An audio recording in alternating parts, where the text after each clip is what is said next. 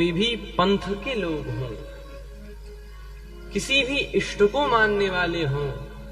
लेकिन सबके प्रति,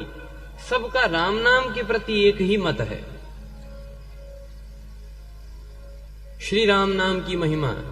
केवल एक पंथ के, एक संप्रदाय के लोग ने नहीं, अपितु सबने गाई है। माता मीराबाई, जो कि भगवान श्री कृष्ण की भक्तिन है, पर वे भी कहती हैं, पायो जी मैंने राम रतन धन पायो, पायो जी मैंने राम रतन धन पायो, पायो जी मैंने राम रतन धन पायो, पायो जी मैंने राम रतन धन पायो।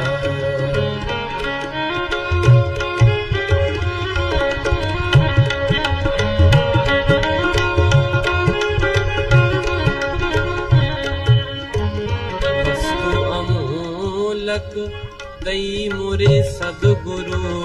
वस्तु अमोलक दई मेरे सतगुरु, वस्तु अमोलक दई मोरे सदगुरु, वस्तु अमोलक दई मोरे सतगुरु,